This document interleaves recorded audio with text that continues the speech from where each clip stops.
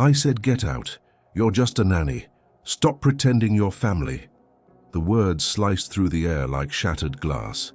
Marla Jennings stood frozen in the center of the Hale family's sprawling backyard, surrounded by silk-draped tables, towering floral arrangements, and 50 guests dressed in designer labels. The birthday party had been flawless until this moment. Laughter and champagne glasses now gave way to shocked silence. 6-year-old Emily Hale burst into tears, her small hands clutching at Marla's cardigan. Vanessa Hale, stunning in a white cocktail dress, her blonde hair swept into an elegant updo, stood 3 feet away, eyes blazing with contempt. Her perfectly manicured finger pointed toward the back gate like a judge delivering a sentence. "You heard me? Leave. Now." Marla's throat tightened. Her hands trembled as Emily wrapped her arms around her waist, sobbing into the fabric of her simple grey dress. "Please, Mrs. Hale," Marla said quietly, her voice barely audible. "Emily just wanted me to help her with the cake, like we do every year." "Every year?" Vanessa's laugh was sharp and cruel. "That's the problem, isn't it? You think you have some claim to this family. You think you're special." The guests shifted uncomfortably. A few women exchanged glances. One man coughed and looked away. Vanessa stepped closer, her voice rising for everyone to hear. "Let me make this crystal clear to you, Marla. You are the help. You are paid to do a job. You are not Emily's mother. You are not part of this family. You are a 60-year-old woman who changes sheets and wipes noses for money." Each word landed like a physical blow. Marla's vision blurred with unshed tears, but she refused to let them fall. Not here. Not in front of these people who already looked at her like she was invisible. Emily's sobs grew louder. "No, don't make her go. I want Marla. I want Marla." Vanessa's expression hardened. She grabbed Emily's wrist and yanked her away from Marla with a force that made the little girl stumble. "Enough, Emily. You're being dramatic." "Vanessa, maybe we should—" A man's voice finally cut through the tension. Richard Hale emerged from the crowd, tall and polished in his tailored navy suit. His salt and pepper hair was perfectly combed, his expression weary but detached. He looked at Marla the way someone might look at a car accident. Unfortunate, but not his problem. For a brief moment, Marla felt a flicker of hope. Richard had always been kind to her, distant but respectful. Surely he would stop this madness. He glanced at his wife, then at Marla, then at the tearful little girl between them. "Vanessa's right," he said quietly. "This has gone on long enough." Marla's heart shattered. Richard didn't yell. He didn't need to. His calm indifference was worse than any insult Vanessa could hurl. "We'll mail your final paycheck," he continued, adjusting his cufflinks. "You can collect your things from the guest house tomorrow when we're not home." Vanessa's smile was triumphant. She bent down and whispered something in Emily's ear, but the child shook her head violently, tears streaming down her flushed cheeks. I don't care. Marla is my family. She is." "Emily, stop this nonsense right now," Vanessa snapped, gripping the girl's shoulders. "Say goodbye to Miss Jennings, politely." Emily's lip quivered. She looked up at Marla with wide, desperate eyes. "Don't go, please don't go." Marla knelt down, ignoring Vanessa's sharp intake of breath. She cupped Emily's small face in her weathered hands, memorizing every detail. The freckles across her nose, the gap between her front teeth, the way her brown curls stuck to her tear-stained cheeks. "I love you, sweetheart," Marla whispered. "Always remember that. Then stay." "I can't. That's enough." Vanessa's hand clamped down on Marla's shoulder, nails digging through the fabric. "You're making a scene." Marla stood slowly, her knees protesting.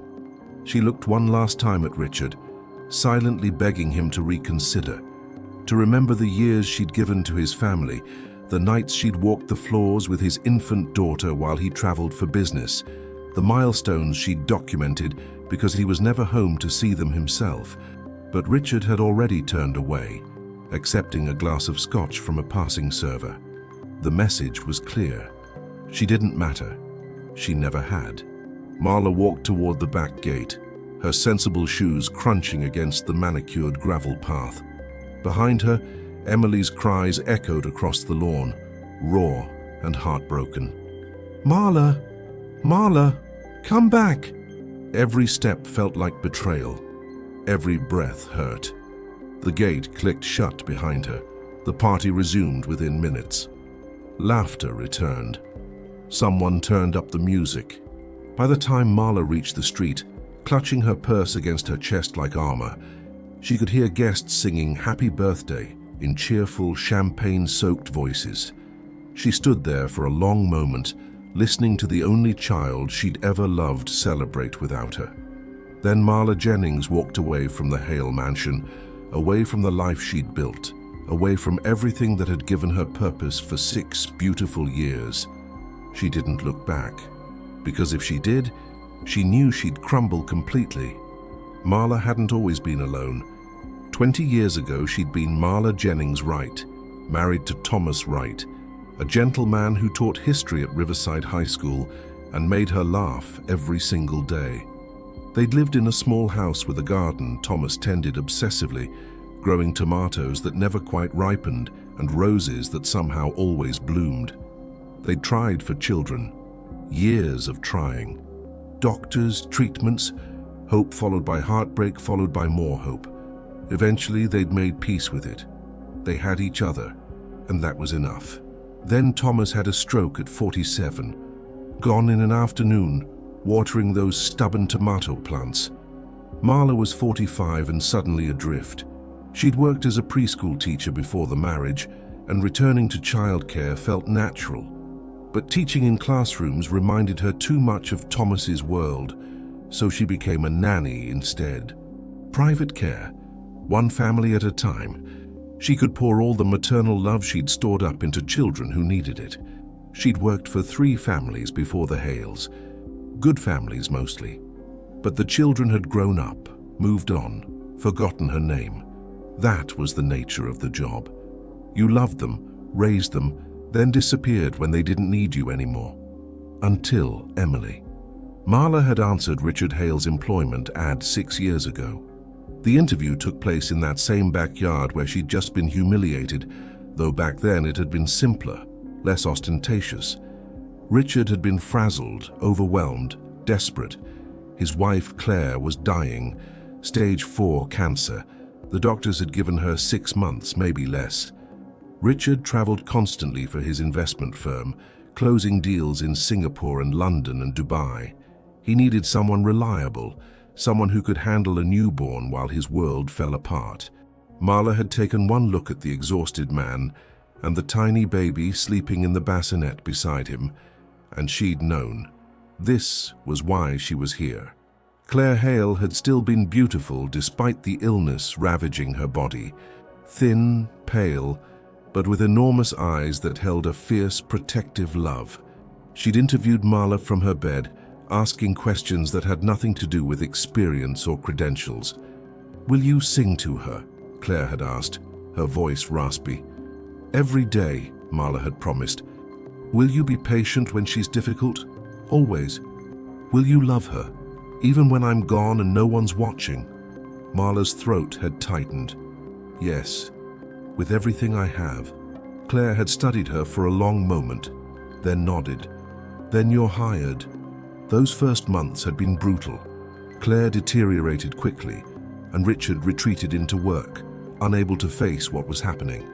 Marla became everything: nurse, housekeeper, and most importantly, Emily's entire world. She'd been the one holding Emily when Claire passed away in the master bedroom at 3 in the morning. She'd been the one walking the halls with a screaming infant who somehow sensed her mother was gone. She'd been the one singing lullabies until her voice cracked, rocking and shushing and promising everything would be okay. Emily's first word was "Mama." She'd been looking right at Marla when she said it. Richard had been in Tokyo. He'd missed it entirely. The years that followed had been the happiest of Marla's life. She'd taught Emily to walk, holding her chubby hands as she wobbled across the kitchen floor. She'd taught her the alphabet with colorful flashcards and endless patience. She'd kissed scraped knees, battled monsters under the bed, and made up elaborate bedtime stories about brave princesses and friendly dragons. Emily's room had been Marla's sanctuary, simple and warm, filled with picture books and stuffed animals that Marla had carefully selected. She'd painted a mural on one wall, a meadow full of wildflowers where Emily could imagine herself running free. Richard had barely noticed. He was kind enough, generous with her salary, but absent in every way that mattered. He'd show up for an occasional dinner, ruffle Emily's hair, then disappear into his home office for conference calls that lasted until midnight. Marla had never minded filling the gaps. She loved Emily too much to resent the father's failings. Then Vanessa had appeared. Richard had met her at some charity gala 18 months ago. Vanessa Carmichael, 20 years younger than Richard, stunning, sophisticated, and utterly captivating. She worked in luxury real estate, selling multi-million-dollar estates to people who collected homes like art. The courtship had been swift. 6 months later, Richard had proposed at a restaurant so exclusive it didn't have a name, just a phone number. They'd married in a ceremony that cost more than most people's houses, and everything changed. Vanessa had smiled during the wedding, posed for photographs with Emily, even complimented Marla's work. But the moment the honeymoon ended, the mask slipped. Suddenly, Marla's presence was intrusive. Her routines were outdated. Her bond with Emily was inappropriate. "She's too attached to you," Vanessa had said one morning, watching Emily climb into Marla's lap for their usual story time. "It's not healthy." "She's 5 years old," Marla had replied gently. "Children need consistency. Children need to know their place in the family hierarchy," Vanessa had countered, her smile cold. "And so do employees." The small cruelties had started then. Vanessa had redecorated Emily's room without asking Marla, covering the wildflower mural with expensive wallpaper. She'd thrown out half of Emily's beloved stuffed animals, calling them clutter. She'd enrolled Emily in etiquette classes and French lessons, filling her schedule so there was barely time for the simple play Marla cherished. Worst of all, she'd started undermining Marla in front of Emily. "Why are you asking her? I'm your mother now." "Marla isn't family, sweetheart. She works for us. You're getting too old for bedtime stories. That's baby stuff." Marla had endured it all in silence, believing that as long as she stayed, Emily would have at least one person who loved her unconditionally. She'd been wrong. Now, walking away from that mansion, away from the only child she'd ever called her own, Marla understood the truth. Love wasn't enough, not when the people in power didn't want you there. The warning signs had been there from the beginning, small and easy to dismiss. 3 weeks after the wedding, Vanessa had redecorated the main living room. She'd hired an interior designer who specialized in modern luxury minimalism, which apparently meant removing anything with sentimental value and replacing it with sterile white furniture that no child should ever touch. Claire's photographs had disappeared first. They'd been everywhere once. Claire laughing at the beach, Claire holding newborn Emily, Claire and Richard on their wedding day. Richard had kept them displayed after her death, small shrines to a love that had been cut short. Vanessa had packed them into boxes within a week. "It's morbid," she'd told Richard over breakfast, her tone reasonable and calm. "Emily needs to move forward, not live in the past. We're her future now." Richard had hesitated, then nodded. The photos went into storage. Marla had found Emily crying in her closet that afternoon, clutching a small framed picture she'd hidden under her pillow. "I don't want to forget Mommy's face," Emily had whispered. "You never will," Marla had promised, holding her close. "She's right here." She tapped Emily's chest over her heart. "Always." But Vanessa's changes hadn't stopped with photographs. She'd fired the longtime housekeeper Maria, who'd worked for the Hales since before Emily was born. Maria had been warm and chatty, sneaking Emily cookies and teaching her Spanish phrases. Vanessa had replaced her with a silent, efficient cleaning service that came twice a week and treated the house like a museum. She'd gotten rid of Richard's old golden retriever, Bailey, claiming the dog's shedding was unacceptable. Richard had protested weakly, but Vanessa had already found Bailey a new home with a couple in Vermont. Emily had sobbed for days. Marla had started to see the pattern. Vanessa was erasing Claire's memory, removing anyone who'd known the family before her arrival, reshaping the Hale household into something cold and perfect and hers. And Marla was next on the list. The attacks had been subtle at first. "Marla, I've been thinking," Vanessa had said one morning, examining her manicure. "Emily should start using the front entrance when she comes home from school. It's more appropriate. You can continue using the service entrance in the back." Marla had blinked. "I've always brought Emily through the front door." "Well, things are different now. I'm establishing proper boundaries." Another day, Vanessa had intercepted Emily running toward Marla after preschool. "Emily, darling, use your words. Hello, Miss Jennings is more appropriate than throwing yourself at her like a wild animal." "But Marla likes my hugs," Emily had said, confused. "I'm sure she does, but young ladies show affection with grace, not desperation." The word desperation had stung.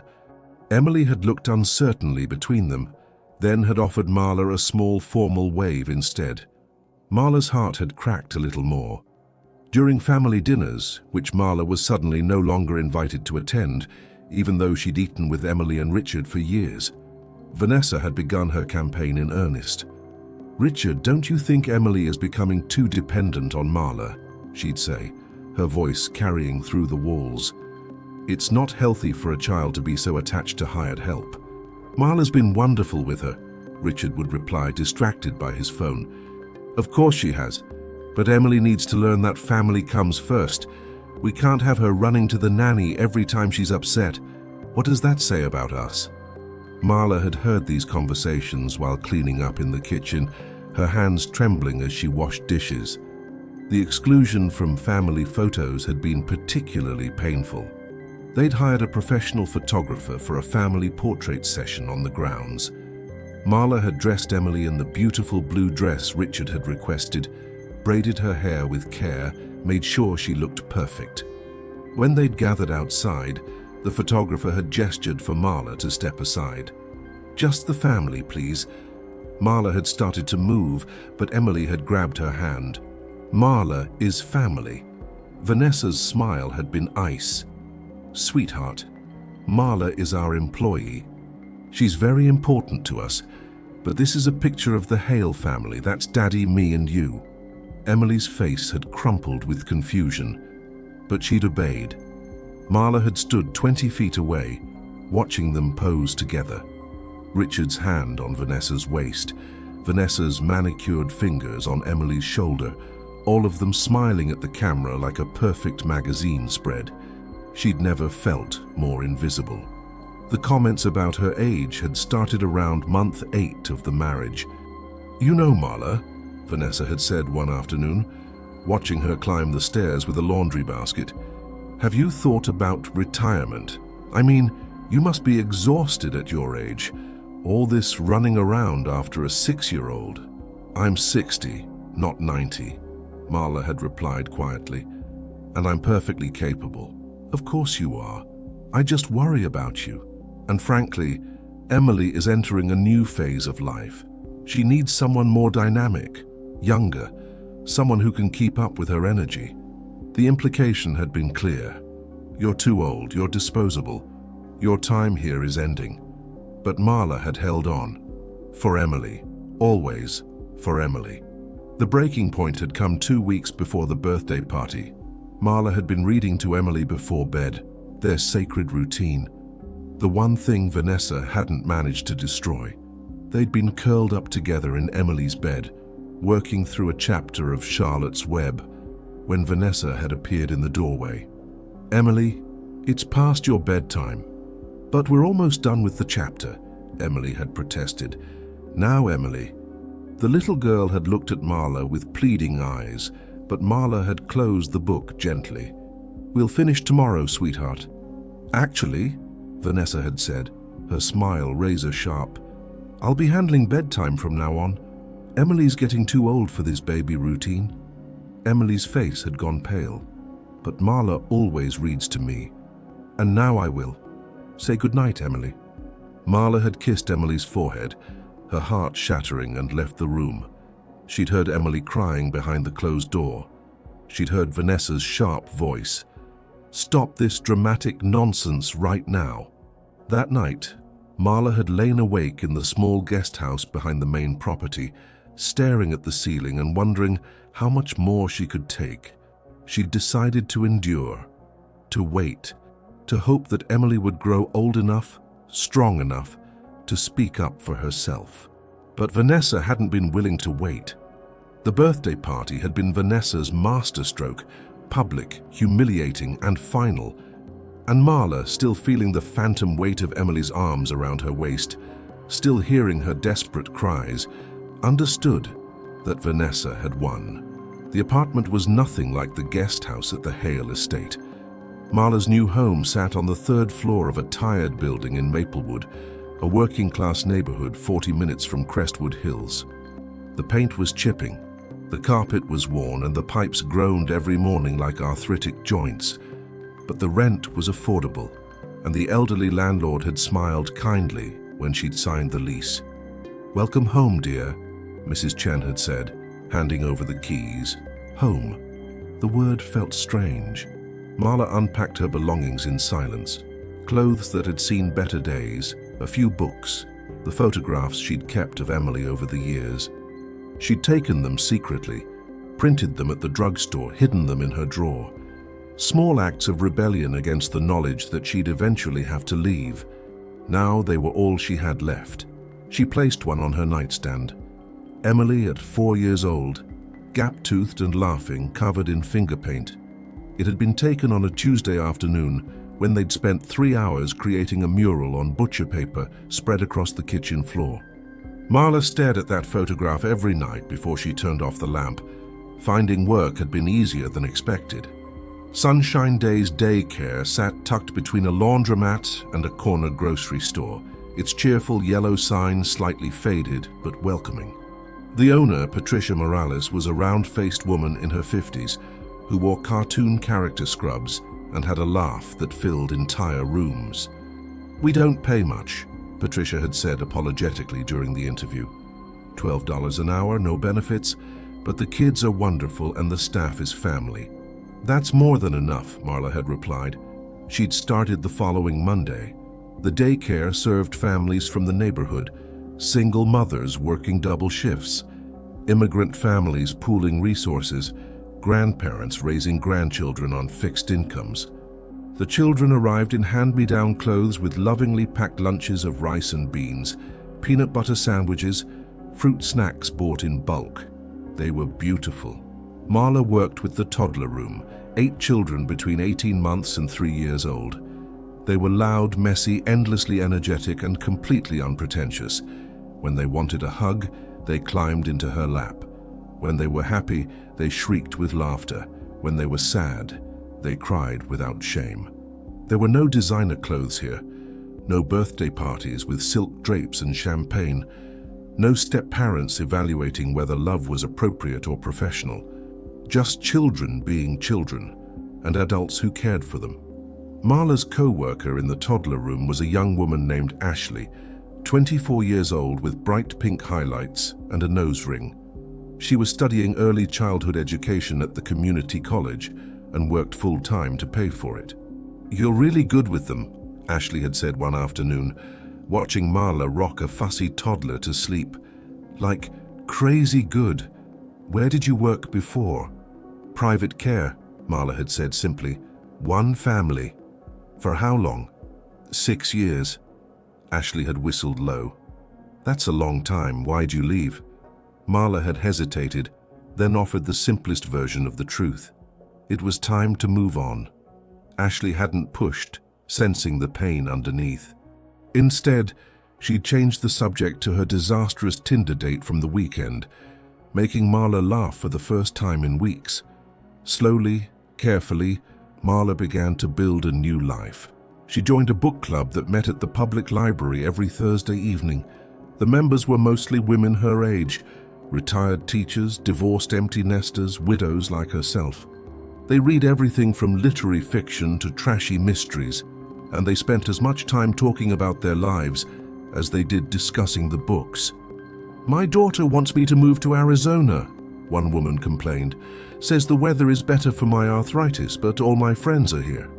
"Tell her you're not a houseplant," another replied. "You don't just transplant well because the climate is nicer." They'd all laughed, including Marla. She started taking morning walks through Riverside Park, a modest green space with a playground, a duck pond and paths lined with oak trees. Sometimes she'd sit on a bench and watch parents push their children on swings, listen to their laughter, and feel the familiar ache in her chest. But it hurt less than it used to. She volunteered at the community center on Saturday mornings, serving breakfast to families who needed it. She learned the names of regulars, heard their stories, offered what comfort she could. An elderly veteran who told the same war story every week, a young mother with 3 kids under 5 who looked perpetually exhausted, a teenage boy who came alone and ate with desperate hunger. These people had struggles that made the Hales drama look absurdly small. Yet despite the new routines, despite the genuine kindness she'd found in Maplewood, Marla couldn't stop thinking about Emily. She wondered if the little girl still cried at bedtime, if Vanessa had bothered to learn which stories Emily loved and which ones gave her nightmares, if Richard had noticed his daughter's unhappiness, or if he was still too absorbed in business deals to see what was happening under his own roof. She wondered if Emily thought Marla had abandoned her. That thought was the worst one, the one that woke her at 3 in the morning, heart pounding, throat tight. 3 months after the birthday party, Marla sat in her small living room with a cup of tea, listening to rain tap against the window.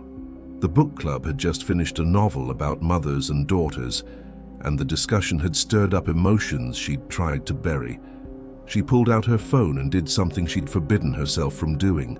She searched for the Hales on social media. Richard's accounts were private, professional, nothing personal.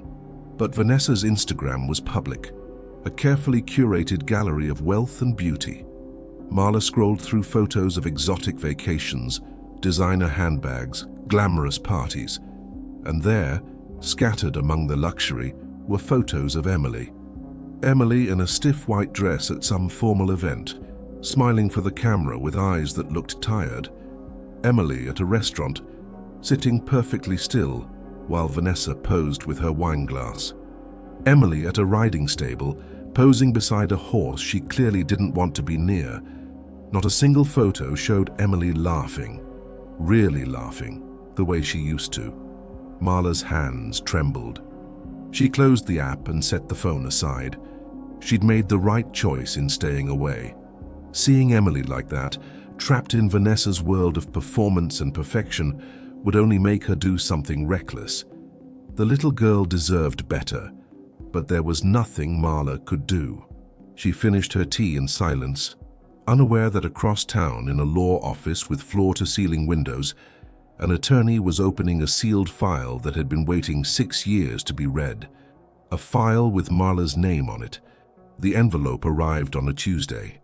Marla had just returned from sunshine days, her feet aching and her cardigan dusted with cracker crumbs from snack time. She'd stopped at the mailbox in the building's cramped lobby, expecting the usual assortment of grocery store circulars and utility bills. Instead, she found thick, cream-colored stationery with embossed lettering in the corner. Frost and Associates, attorneys at law. Her heart stuttered. The return address was in downtown Crestwood Hills, the expensive part of the city where law firms occupied renovated historic buildings and charged by the minute. Marla turned the envelope over in her hands, noting the weight of it, the formal wax seal pressed into the back flap. This wasn't junk mail. She climbed the 3 flights to her apartment, her mind racing through possibilities. Had the Hales decided to sue her for something? Had she signed some contract she'd forgotten about? Had they decided 3 months of silence wasn't humiliating enough? Inside her apartment, Marla set down her bag and stared at the envelope for a full minute before opening it. The letter was typed on matching stationery, formal and precise.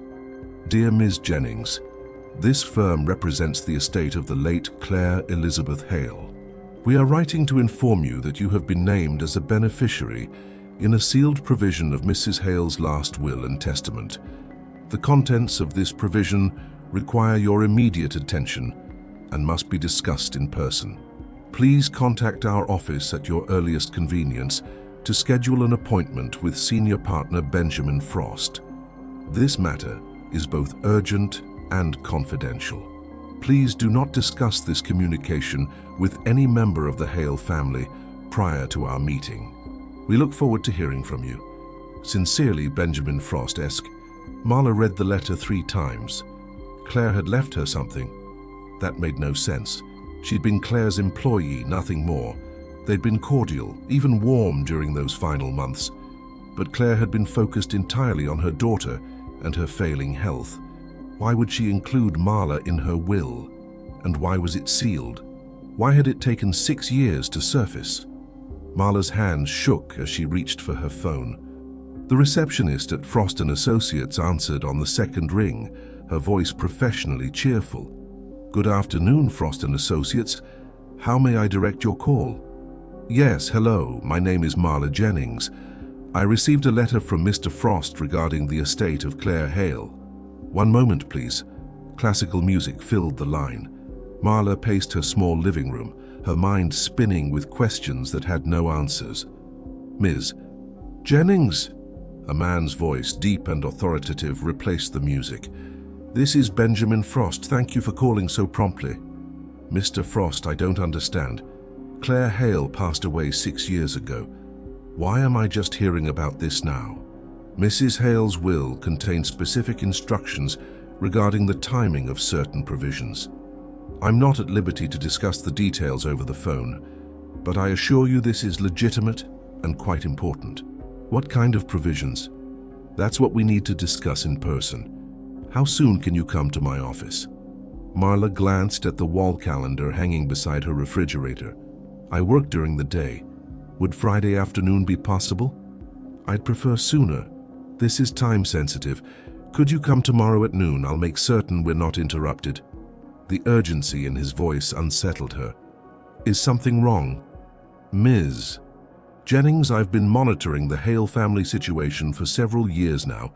Per Mrs. Hale's instructions, recent developments have made it necessary to proceed with this provision immediately. That's all I can say until we meet. Monitoring the family. What did that mean? I'll be there tomorrow at noon, Marla said quietly. Excellent. Ask for me at reception. And Ms. Jennings, please remember, do not contact the Hales about this. I haven't spoken to them in 3 months. Good. Let's keep it that way for now. The line went dead. Marla stood in her apartment, the letter still clutched in her hand, feeling like the floor had shifted beneath her feet. That night, she barely slept. Questions chased themselves through her mind in endless circles. Had Claire left her money? That seemed unlikely. Claire had been practical, not sentimental. Had she left personal items, photographs, jewelry? Or was this about Emily? That thought made Marla's chest tighten with something between hope and fear. She remembered Claire's fierce protectiveness during those final weeks, the way she'd gripped Marla's hand and made her promise to always watch over Emily. She remembered Claire's lucid moments when the morphine fog cleared, and she'd looked at Marla with desperate intensity. Richard means well, but he doesn't see things clearly, Claire had whispered once. He thinks money and success make him a good father. He doesn't understand that children need presence, not presents. He loves Emily, Marla had offered gently. I know, but love isn't enough when you're never there to give it. Promise me you'll stay with her. Promise me you'll be what I can't be. I promise. Had Claire known? Had she somehow predicted that Richard would remarry someone cruel? Had she built in some kind of protection for Emily? The next morning, Marla called in sick to Sunshine Days, her first absence since starting. Patricia sounded concerned but understanding. "Take care of yourself, Marla. The kids will miss you, but we'll manage." "Thank you. I'll be back tomorrow." She dressed carefully in her best outfit, a navy dress and cardigan that were respectable, if not fashionable. She took the bus downtown, watching Maplewood's modest neighborhoods give way to Crestwood Hill's pristine streets, lined with boutiques and cafes where coffee cost $8. The law office occupied the third floor of a beautifully restored brick building. The reception area had leather furniture, original artwork and windows that overlooked the tree-lined avenue below. A young man at the desk smiled professionally and directed her to wait. Marla perched on the edge of a chair, her purse clutched in her lap, feeling out of place among the expensive surroundings. "Ms. Jennings." She looked up to find a tall man in his 60s, silver-haired and distinguished in a perfectly tailored suit. His expression was kind but serious. "I'm Benjamin Frost, thank you for coming. Please follow me." His office was corner-facing, spacious, lined with law books and framed degrees. He gestured to a chair across from his massive mahogany desk. "Can I offer you water, coffee?" "No, thank you." Marla's voice came out smaller than she'd intended. "Mr. Frost, please, what is this about?" He sat down, folding his hands on the desk. "Ms. Jennings, 6 years ago, Claire Hale came to this office and made arrangements for her daughter's future. She was very specific about her wishes and very concerned about what might happen after her death." Marla's throat tightened. "Go on." "She created a sealed provision in her will that could only be opened under certain circumstances. Those circumstances have now occurred."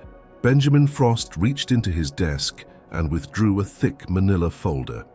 "Ms. Jennings, Claire Hale appointed you as the legal guardian of Emily Rose Hale in the event that Richard proved to be an unfit parent or that Emily's well-being was threatened by his choices." The room tilted. Marla gripped the arms of the chair, certain she'd misheard. "I'm sorry, what?" "You are named as Emily's guardian. All the legal documents are here. Signed, witnessed, notarized. Claire made these arrangements before her death and gave me very specific instructions on when to proceed." "But Richard is her father. He has custody." "He does, for now. But Claire anticipated that Richard might remarry poorly, that his absence and poor judgment might put Emily at risk. She wanted you protected legally so you could intervene if necessary." Marla's mind reeled.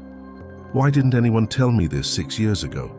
"Because Claire didn't want the knowledge to complicate your relationship with the family. She hoped it would never be necessary. But she instructed me to monitor the situation and to activate this provision if Emily's welfare became compromised. And you think it has?" Benjamin Frost's expression hardened. "Ms. Jennings, I have evidence that would concern any family court judge in this state." He opened the folder and slid a document across the desk. Marla stared at the words, her vision blurring. "Confidential report, Emily Hale, age 6. Source, Dr. Rebecca Martinez, licensed child psychologist. Concerns, emotional abuse, maternal rejection, anxiety symptoms, regressive behaviors." The words swam before her eyes. "Emily's school referred her to a therapist 2 months ago," Benjamin explained quietly. "The things she's been saying in those sessions are deeply troubling. Doctor, Martinez filed a report with Child Services, which triggered an alert I'd set up through Claire's provision." Marla's hands trembled as she read the summary. "Subject reports feeling unwanted by stepmother. States stepmother told her she is difficult and an embarrassment. Subject has nightmares about being sent away. Subject frequently mentions Marla as the person she feels safest with." Tears blurred Marla's vision. "There's more," Benjamin said. "We have testimony from the household staff about Vanessa's treatment of Emily. We have documentation of Emily's declining performance at school. We have medical records showing unexplained weight loss and sleep disturbances." He paused, meeting Marla's eyes.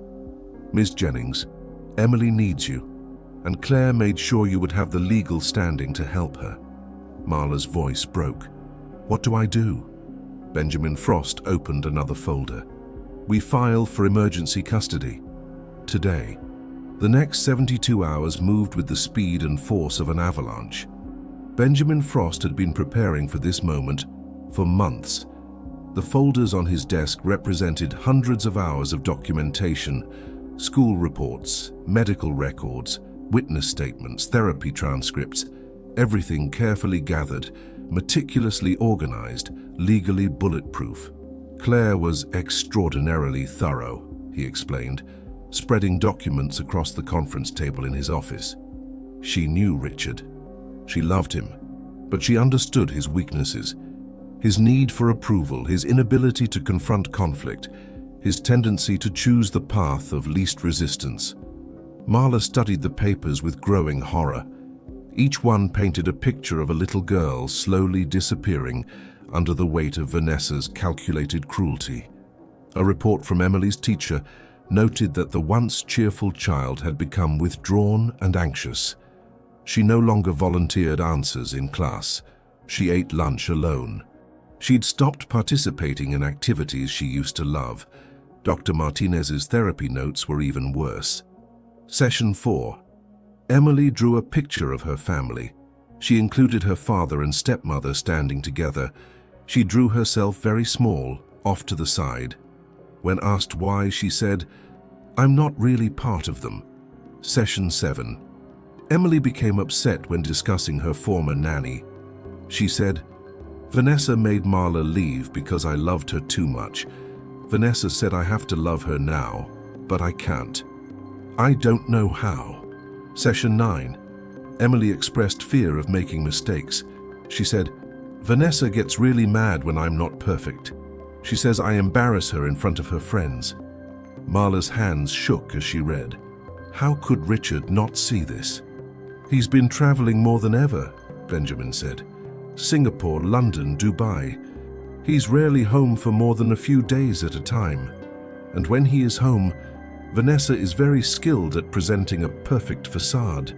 He pulled out another document. "We also have statements from the household staff. The new housekeeper quit after 6 weeks. She gave an exit interview to the staffing agency that's quite damning." Marla read the highlighted section. Mrs. Hale frequently criticizes Emily for minor infractions. "I witnessed her berating the child for spilling juice, calling her clumsy and careless. The child apologized repeatedly while crying. Mr. Hale was present but said nothing. Mrs. Hale has also forbidden the child from keeping certain toys and books, saying they are inappropriate or beneath the family's standards. The atmosphere in that home is cold and tense." "There's more," Benjamin continued. "Emily's pediatrician noted concerns about her weight loss and recommended evaluation for anxiety. Vanessa never followed up. The school counselor reached out 3 times to discuss Emily's behavior changes. Vanessa responded once dismissively, saying Emily was simply adjusting to having proper structure." He paused, his expression grave. "And then there's this." He played a video on his laptop. Security footage from the Hale residence, dated stamped 2 weeks earlier. The video showed the kitchen. Emily sat at the counter doing homework. Vanessa entered, glanced at the papers, then swept them onto the floor with one violent motion. "This is unacceptable work, Emily.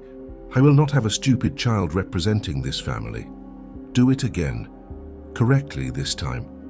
Emily's small voice, barely audible. "I tried my best." "Your best isn't good enough. Start over." The little girl had gathered the papers with trembling hands, tears running down her face. Marla pressed her fist to her mouth, fighting the urge to be sick. "How did you get this footage?" "The security system is monitored by a third-party company. They're required to report suspected child abuse." This qualified.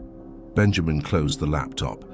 Between the therapy reports, the medical concerns, the witness statements, and this video, we have more than enough for emergency intervention. What happens now? We file a petition for emergency custody with the family court. Given the evidence, I'm confident the judge will grant temporary placement with you while a full investigation proceeds.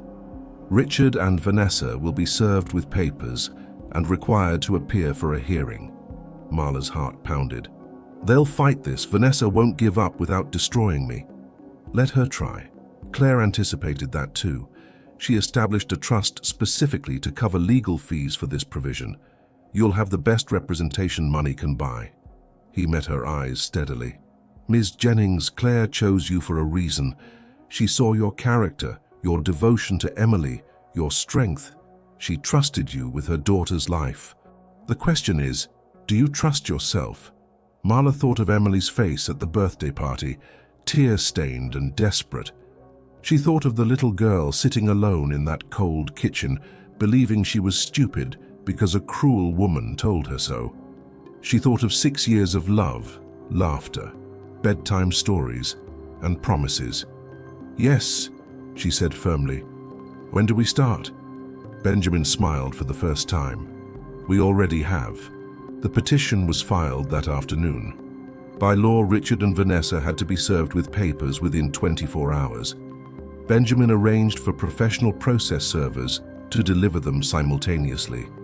Marla imagined Vanessa's face when she received them. The shock, the rage, the disbelief that a 60-year-old former nanny would dare challenge her. Good, let her be shocked. The emergency custody hearing was scheduled for Friday morning, 3 days away. Judge Margaret Chen would preside, a family court veteran known for her no-nonsense approach and fierce protection of children's welfare. She has 3 children of her own, Benjamin told Marla. She doesn't tolerate parental negligence.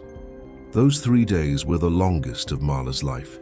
She took time off from sunshine days, unable to focus on anything except the upcoming hearing. She prepared her testimony with Benjamin, rehearsing answers to questions about her relationship with Emily, her understanding of the child's needs, her ability to provide a stable home. They'll try to paint you as vindictive, Benjamin warned, a disgruntled employee seeking revenge. You need to stay calm, stay focused on Emily's welfare, and don't let them provoke you. I understand. They'll also question your age, your finances, your living situation. Be honest. The judge will appreciate authenticity more than perfection. Marla spent hours cleaning her small apartment, making it presentable for the inevitable home inspection. She bought a second-hand twin bed and set it up in the corner of her bedroom, making space for Emily. She stocked the refrigerator, bought children's books at the thrift store, created a small, welcoming area that shouted, "You are wanted here." On Thursday evening, Benjamin called with news. Richard wants to settle. Marla's breath caught. What? His attorney reached out. Richard is willing to grant you temporary custody voluntarily if we agree to certain conditions. What conditions? Supervised visitation rights, no admission of wrongdoing, and a confidentiality agreement about the circumstances. Absolutely not. Marla's voice was steel. He doesn't get to sweep this under the rug. Emily deserves better than a father who protects his reputation over her safety. That's what I told him. We're proceeding with the hearing. What about Vanessa? Benjamin's voice darkened. She's hired Marcus Webb. Marla didn't recognize the name, but Benjamin's tone told her everything she needed to know. Webb is a shark, expensive, aggressive, and willing to use any tactic to win. He'll try to destroy your character, question your motives, make this as ugly as possible. Let him try. I'm not backing down. Good, because neither am I. Friday morning arrived cold and gray, the sky threatening rain. Marla dressed in her navy suit, the same one she'd worn to Claire's funeral 6 years ago. She met Benjamin at the courthouse at 8:30, her stomach churning with nerves. The family court building was old and imposing, with marble floors and high ceilings that made every sound echo. They checked in at security, passed through metal detectors, and took the elevator to the 3rd floor. Outside courtroom 3C, Marla saw them. Richard stood near the windows, looking haggard in an expensive suit that hung slightly loose on his frame. He'd lost weight, His hair had more gray than she remembered. He looked like a man who hadn't slept in days. Beside him, Vanessa was immaculate. Black designer dress, perfect makeup, hair styled with precision. But her eyes, cold and calculating, locked onto Marla with undisguised hatred. A man in his 40s stood with them, presumably Marcus Webb. He looked exactly like Benjamin had described, sharp-featured, predatory, already sizing up his opponents. Richard's gaze met Marla's across the hallway. For a moment, something flickered in his expression. Shame, regret, recognition that he'd failed his daughter. Then Vanessa touched his arm, whispered something, and whatever moment of humanity had existed vanished behind a wall of defensive hostility. The courtroom doors opened. "All parties in the matter of Hale custody petition, please enter," the bailiff announced. Benjamin squeezed Marla's shoulder. "Remember, stay calm. Tell the truth. Trust the process." Marla took a deep breath and walked into the courtroom where Emily's future would be decided. Judge Margaret Chen sat behind the bench, gray-haired and stern-faced, reviewing documents with sharp, intelligent eyes. The battle for Emily's life was about to begin. Judge Margaret Chen looked up from the file on her bench, her expression unreadable behind wire-rimmed glasses. "This is an emergency petition for custody modification in the matter of Emily Rose Hale, currently in the legal custody of her father, Richard James Hale. The petitioner is Marla Elizabeth Jennings, acting under a provision in the will of the late Claire Elizabeth Hale." She scanned the courtroom. "I've reviewed the preliminary evidence, and I must say, this is one of the most unusual cases I've encountered." Marcus Webb stood smoothly, his voice dripping with practiced charm. "Your Honor, if I may address the court—" "You may not, Mr. Webb. I'll hear opening statements in order. Mr. Frost, you filed the petition. Proceed." Benjamin rose, buttoning his suit jacket. "Thank you, Your Honor. This case is indeed unusual, but the law is clear. Claire Hale, knowing she would not survive to raise her daughter, took extraordinary steps to protect Emily's welfare. She appointed Ms. Jennings as a contingent guardian with specific instructions that this provision be activated if Emily's well-being was compromised by her father's choices or neglect." He gestured to the stack of documents before the judge. "The evidence shows systematic emotional abuse by the stepmother, parental negligence by the father, and a child in psychological distress. Claire Hale's worst fears have been realized. We're asking this court to honor a mother's dying wish and place Emily with the one person who has consistently prioritized her welfare above all else." Judge Chen nodded. "Mr. Webb." Marcus Webb's smile was razor-sharp. "Your Honor, this is nothing more than a vindictive attempt by a disgruntled former employee to interfere with a loving family. Ms. Jennings was terminated for inappropriate boundary violations with the child.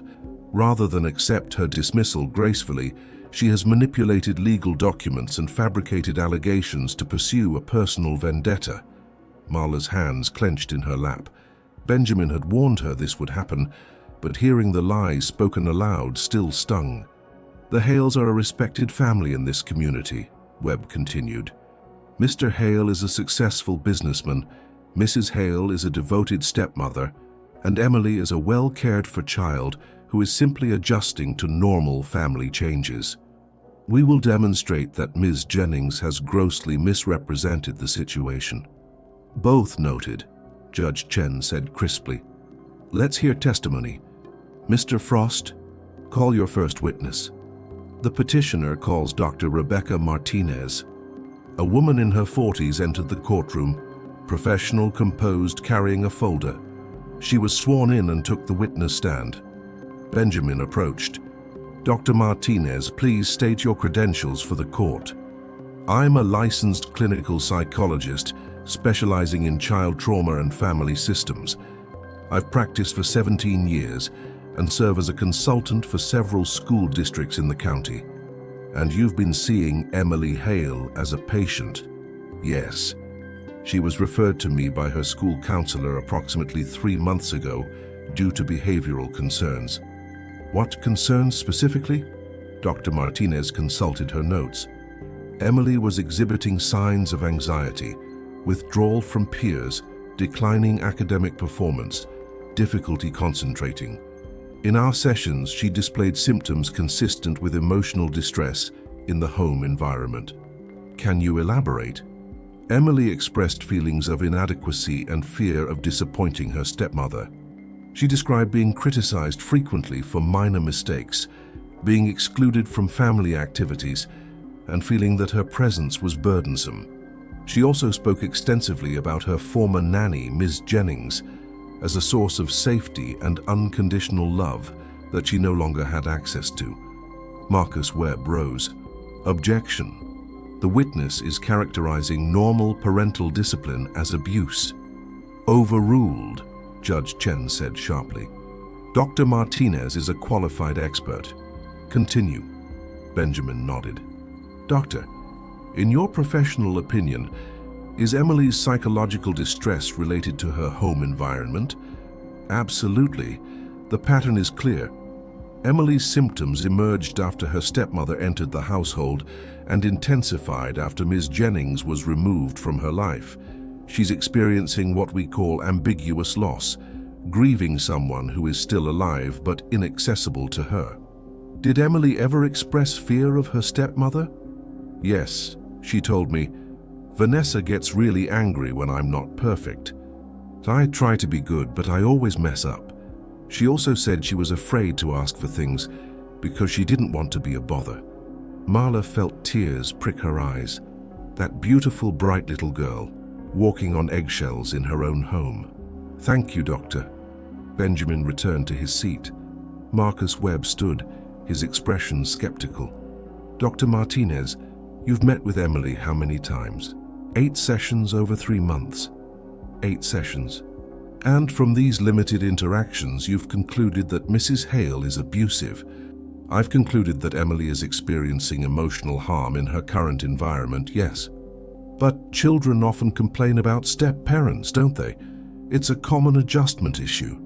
There's a difference between adjustment difficulties and genuine psychological distress. Emily meets clinical criteria for anxiety disorder. Couldn't that anxiety stem from other sources? School pressures, perhaps, or manipulation by someone who wants to undermine the family? Dr. Martinez's expression hardened. I'm aware you're suggesting Ms. Jennings somehow influenced Emily's statements.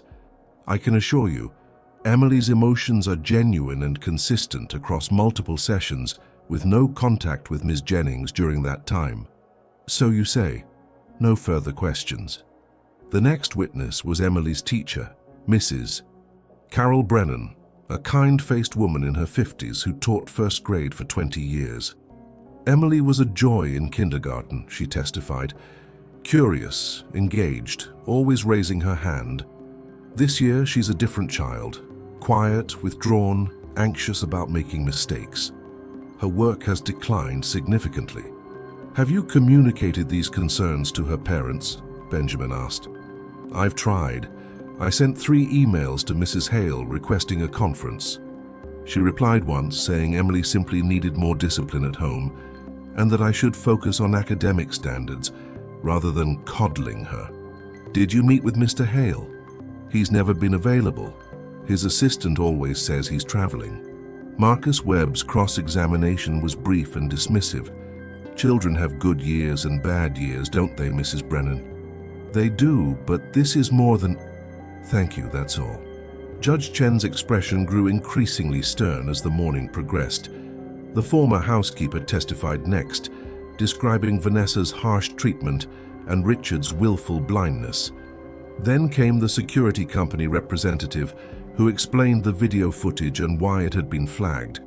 When the video played in the courtroom, Vanessa's voice cold and cutting, Emily's small shoulders shaking with silent sobs, Marla saw Richard flinch. Finally, Benjamin called Marla to the stand. Her legs felt unsteady as she walked to the witness box, but she kept her head high.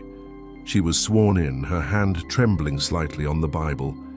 Benjamin's questions were gentle, walking her through her 6 years with Emily, the bond they'd formed, Claire's trust in her, and the pain of being torn away from the child she loved. "Ms. Jennings, why are you here today?" Marla looked directly at Judge Chen. "Because Emily deserves to feel safe and loved in her own home. Because a little girl shouldn't have to apologize for existing. Because Claire trusted me to protect her daughter, and I failed once. I won't fail again. Thank you. No further questions." Marcus Webb approached like a shark scenting blood. "Ms. Jennings, you're 60 years old, correct?" "Yes." "You live in a modest apartment in Maplewood and work at a daycare making $12 an hour?" "Yes." "You can barely support yourself, yet you want to take on the responsibility of raising a child?" "I've raised children my entire adult life, Mr. Webb. Money doesn't make someone a good parent. Love and presence do."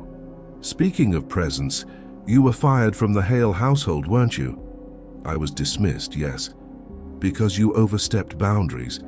You tried to replace Emily's mother." "No, I loved Emily and cared for her. That's not the same thing." "Mrs. Hale felt you were undermining her authority as Emily's stepmother. Isn't that true?" Marla's voice remained steady. "Mrs. Hale felt threatened by the bond Emily and I shared. That's not the same as undermining her authority.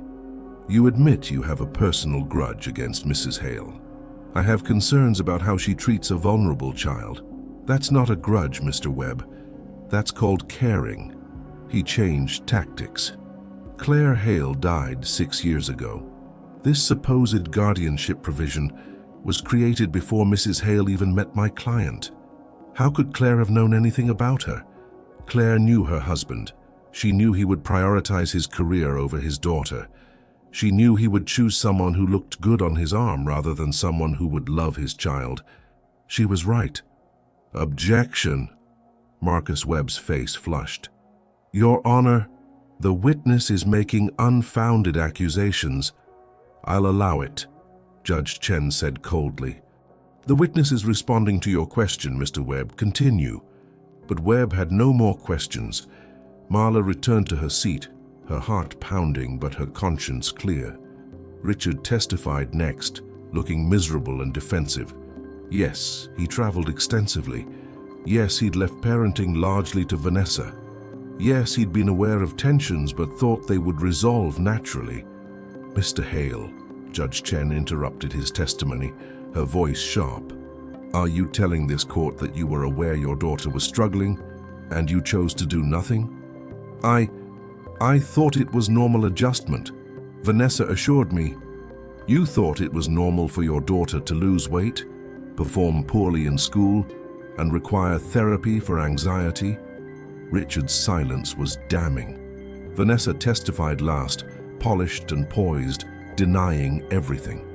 The video was taken out of context. Emily was dramatic and manipulative. The therapy sessions were exaggerated. Marla had poisoned Emily's mind. But Judge Chen's expression throughout Vanessa's testimony was one of barely concealed disgust. When the testimony concluded, Judge Chen called for a 30-minute recess. Marla sat in the hallway with Benjamin, too nervous to speak. "You did beautifully," he told her. "The truth was on our side. What if it's not enough? It will be. Trust me." When they returned to the courtroom, Judge Chen's face was set in granite. "I've reviewed all evidence and testimony. This is one of the clearest cases of parental neglect and emotional harm I've encountered. Mr. Hale, you have systematically failed your daughter by prioritizing your career and your marriage over her well-being. Mrs. Hale, your treatment of this child is appalling and borders on actionable abuse." Vanessa's perfect composure cracked for the first time. "I am granting immediate temporary custody to Ms. Jennings, effective today. Emily will be placed in her care pending a full custody evaluation. Mr. Hale, you will have supervised visitation rights twice weekly. Mrs. Hale, you are prohibited from any contact with the child until the completion of a court-ordered psychological evaluation." The gavel fell like thunder. "This court is adjourned." Marla couldn't breathe. Benjamin gripped her hand, smiling broadly. Across the courtroom, Vanessa stood frozen, her face white with shock and fury. Richard simply looked broken. But Marla only thought of one thing. Emily was coming home. The news spread through Crestwood Hills like wildfire. By Monday morning, everyone in the wealthy enclave knew that Richard Hale had lost custody of his daughter to the former nanny. The whispers started at the country club, traveled through tennis matches and brunch gatherings, and exploded across social media by afternoon. Vanessa's carefully curated Instagram, once filled with glamorous photos and aspirational lifestyle content, became a battleground. Comments flooded in, most of them scathing. How could you treat a child like that? Money can't buy class or compassion. That poor little girl, I hope she's safe now. Vanessa deleted the comments as fast as they appeared, then made her account private. But the damage was done. Screenshots circulated. The video from the security footage somehow leaked online, going viral within hours. Vanessa's face, twisted with contempt as she berated a crying 6-year-old, became the image everyone associated with her name. The charity boards she'd served on quietly asked her to step down. The luxury real estate firm where she worked suggested she take an extended leave of absence. Invitations to society events stopped arriving. Richard fared only slightly better. His business partners began distancing themselves, concerned about the reputational fallout. Clients questioned whether someone who'd failed so spectacularly as a father could be trusted with their financial futures. The firm's senior partners called a meeting to discuss his position. "This is a family matter," Richard had protested, exhausted and defensive. "It's a character matter," they'd replied. "And character affects business." Meanwhile, Marla stood in the lobby of Emily's elementary school, her heart hammering against her ribs. Benjamin had arranged everything with precision. The court order granted Marla immediate custody, but Emily needed to be picked up from school with proper documentation. The principal, Mrs. Davidson, had been briefed by social services and was expecting them. "Ms. Jennings?" the principal said warmly, shaking her hand. "I'm so relieved. We've been worried about Emily for months. The change in her has been heartbreaking to watch. How is she today?" "She doesn't know yet. We thought it best if you told her yourself. She's in the library right now." Marla's hands trembled. "What if she's angry with me? What if she thinks I abandoned her? That child has talked about you constantly since September. Trust me, she'll be overjoyed." Mrs. Davidson led her down the hallway, past colorful bulletin boards and small chairs lined against the walls. The school smelled like crayons and disinfectant, sounds of children's voices echoing from distant classrooms. The library was bright and cheerful, filled with beanbags and picture books. Emily sat alone at a small table near the window, slowly turning pages of a book without really reading. She looked so small, so tired. Her brown curls were pulled back in a tight, severe ponytail that Vanessa must have insisted on. Her uniform, a pressed white shirt and navy jumper, was spotless but looked uncomfortable. Her small shoulders were hunched, her expression distant. Marla's heart broke all over again. "Emily," Mrs. Davidson said gently, "someone's here to see you." The little girl looked up without interest, expecting a teacher or counselor. Then she saw Marla. For one suspended moment, Emily simply stared, her face blank with shock. Her book slid from her hands and hit the floor with a soft thump. "Marla." Her voice was barely a whisper, as if speaking the name too loud might make the vision disappear. "Hi, sweetheart." Emily launched herself from the chair so fast she nearly tripped.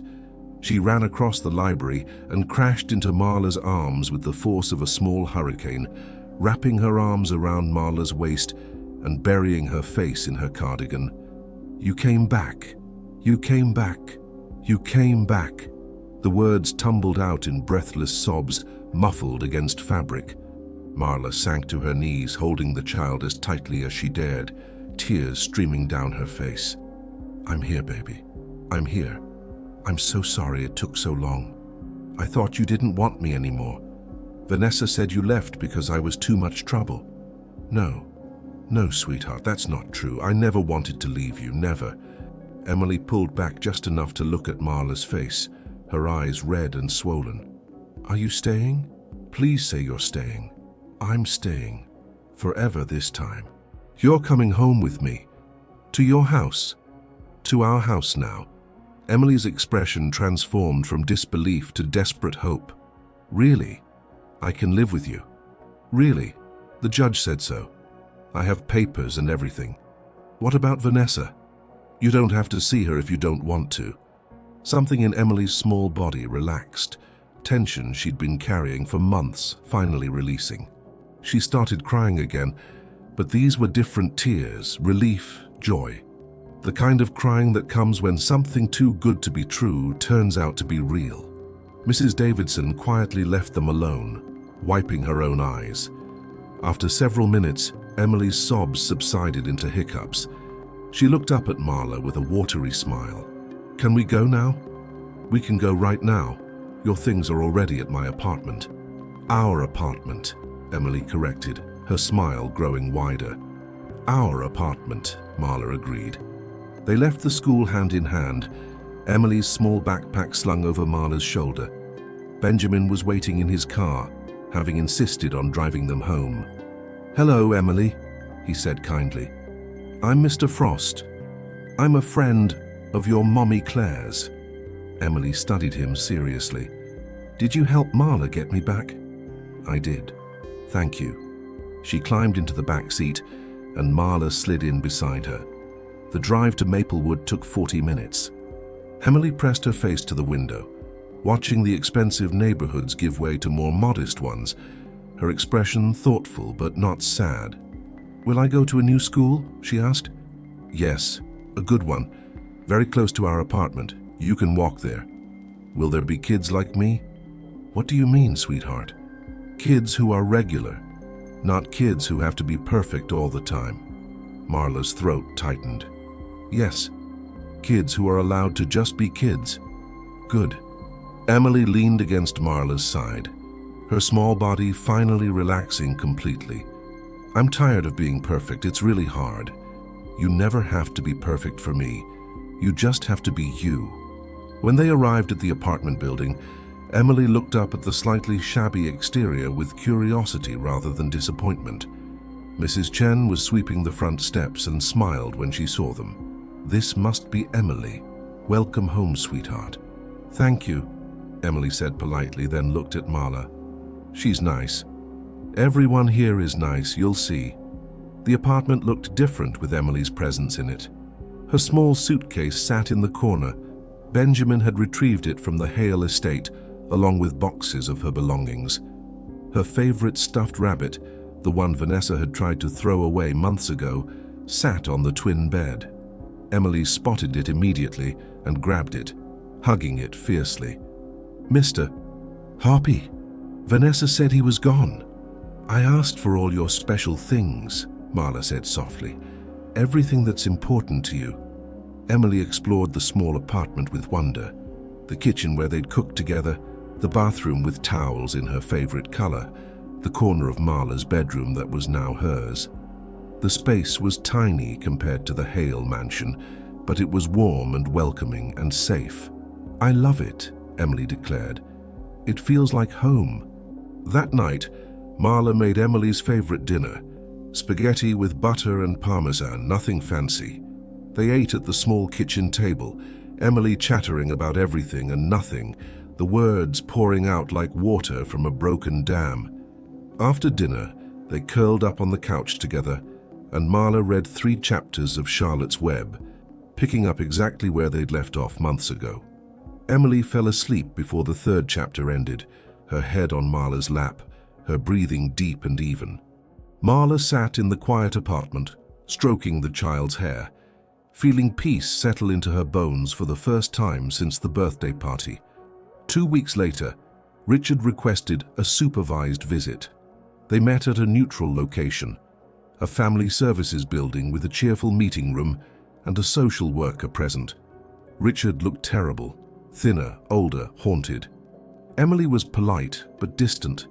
She answered his questions in short sentences, didn't volunteer information, didn't climb into his lap the way she once would have.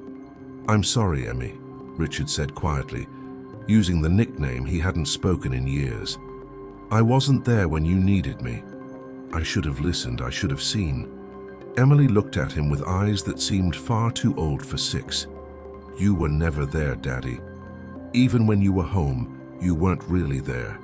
Richard's face crumpled. After 30 minutes, Emily looked at Marla. "Can we go home now?"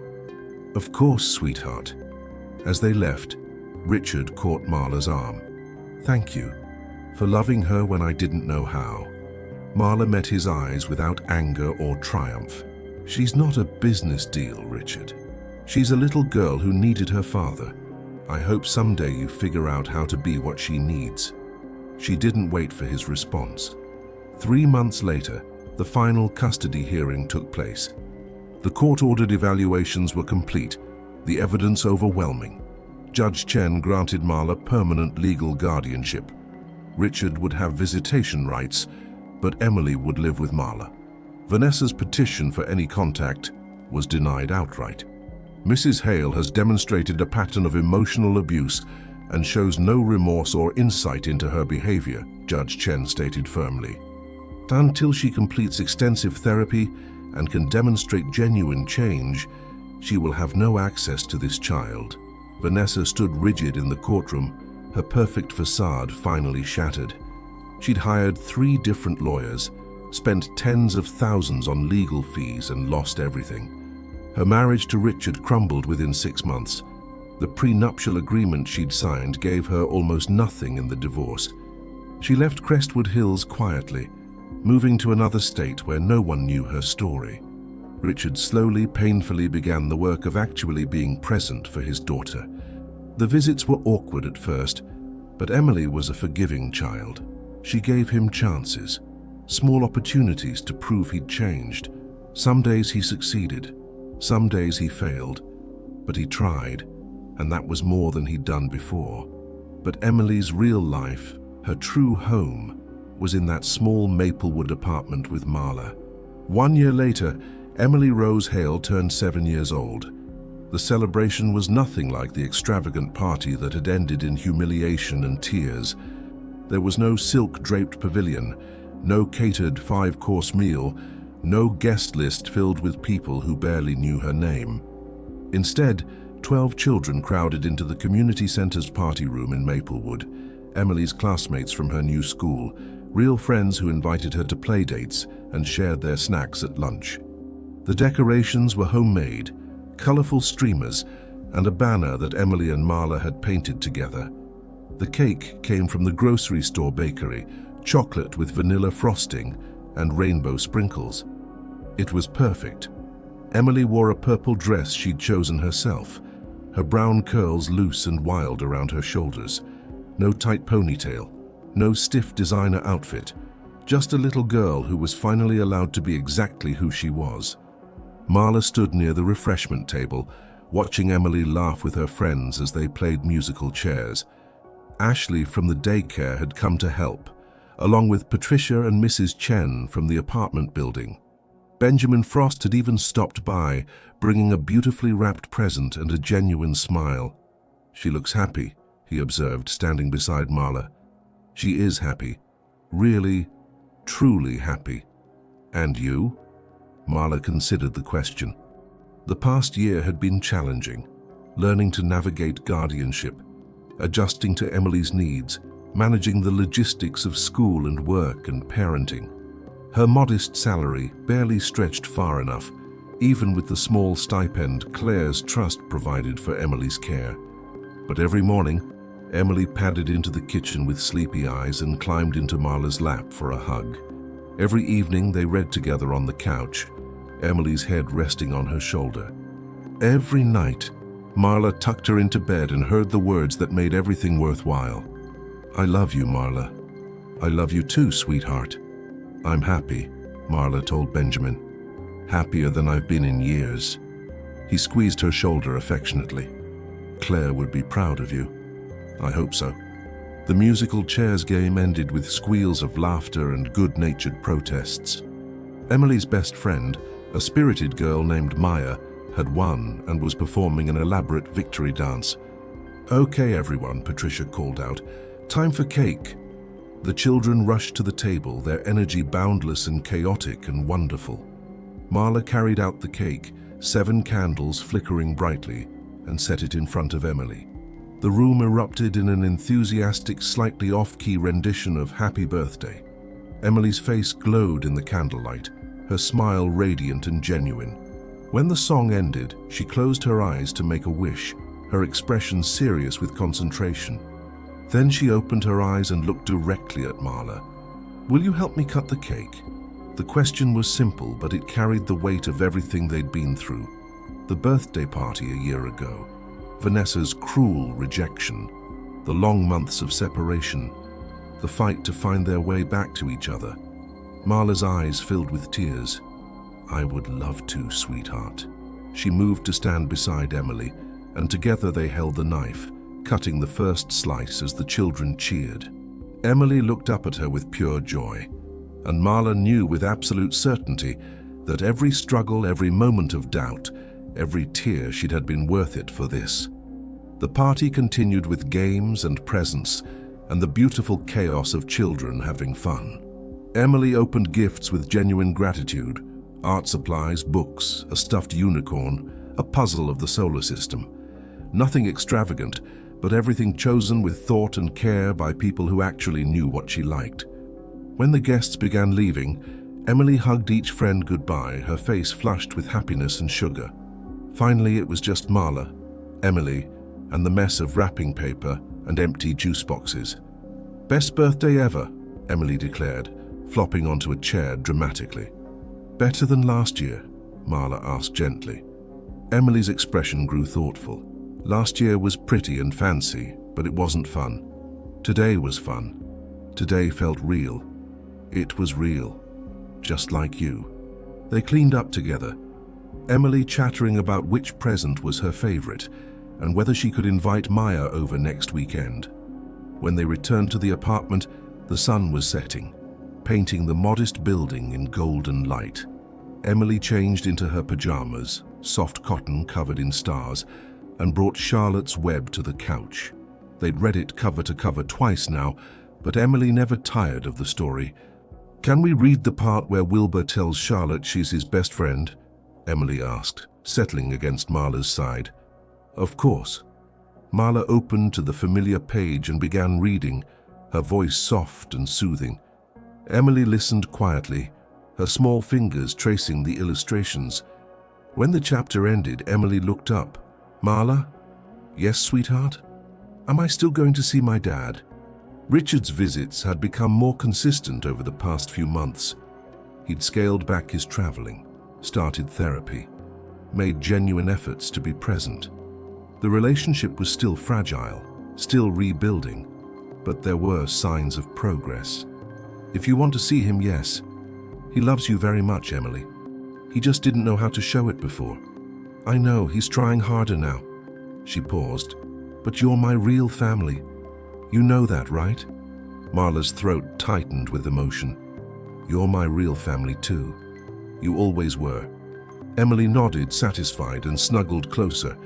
"I used to wish I had a mom like the other kids, but then I realized I do. She just came in a different way." "Oh, sweetheart." Marla wrapped her arms around the little girl, holding her close. "You are the greatest gift of my life." They sat together in comfortable silence, watching the sky darken through the window. The apartment was small and humble, nothing like the Hale mansion with its marble floors and designer furniture. But it was filled with something the mansion had never had: love, safety, belonging. "Marla," Emily's voice was sleepy now.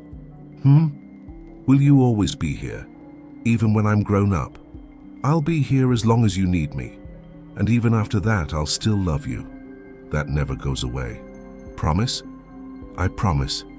Emily yawned, her eyes drifting closed. "Good, because you're stuck with me forever." "That sounds perfect to me." Marla carried Emily to bed, tucking her in with Mr. Hoppy and kissing her forehead. The little girl murmured something inaudible and rolled onto her side, already asleep. Marla stood in the doorway for a long moment, watching her breathe, feeling gratitude wash over her like a wave. She'd spent so many years caring for other people's children, loving them temporarily, then watching them grow up and forget her name. She'd made peace with that reality, accepting it as the nature of her work. But Emily was different. Emily was hers, not by blood or marriage or legal formality, but by choice, by love, by the promise she'd made to Claire and the promise she'd made to herself. Family wasn't about DNA or last names or whose signature was on the birth certificate. Family was about who showed up, who stayed, who fought for you when the world tried to tear you apart. Family was this small apartment in Maplewood, this sleeping child with wild curls and a heart full of resilience, this life they were building together from scratch. Marla turned off the light and whispered into the darkness. "Good night, Claire. I kept my promise. She's safe, she's loved, she's home." And somewhere in the universe, Marla liked to believe, a mother's spirit rested easier knowing her daughter was exactly where she belonged. In the following years, Emily would grow and thrive. She would excel in school, discover a passion for art, make lifelong friends, and eventually attend college with scholarships and determination. She would maintain a cautious but healing relationship with her father, learning to forgive while setting boundaries. And through it all, Marla would be there, at every school play, every parent-teacher conference, every milestone and heartbreak and triumph. Not as the nanny, not as the help, not as someone paid to care, but as the woman who chose to love her when no one else would, as her mother, in every way that truly mattered. Years later, when Emily graduated from high school as valedictorian, she would give a speech that brought tears to every eye in the auditorium. "Family isn't always the people you're born to," she would say, her voice strong and clear. "Sometimes family is the person who shows up when everyone else walks away. The person who sees you at your worst and loves you anyway. The person who fights for you when you can't fight for yourself." She would pause, finding Marla in the crowd. Older now, silver-haired, but with the same kind eyes and steady presence. "My family is the woman who taught me that I was worth loving, even when I didn't believe it myself. Thank you, Mom, for everything." The crowd would erupt in applause, but Marla would only see Emily, confident, whole, loved, and know that every sacrifice had been worth it. But tonight, on this 7th birthday, as Marla prepared for bed in her own small room, she simply felt grateful. Grateful for second chances. Grateful for Claire's foresight and Benjamin's help. Grateful for this unexpected, imperfect, beautiful life. She looked at the photograph on her nightstand, the one of Emily at 4 years old, covered in finger paint, and smiled. "We made it, sweetheart," she whispered. "We actually made it." And in the room next door, Emily Rose Hale slept peacefully, dreaming of birthday cakes and best friends and a home that would never push her away. She was safe. She was loved. She was exactly where she belonged. If this story touched you, please share, comment, and subscribe for more heartwarming stories.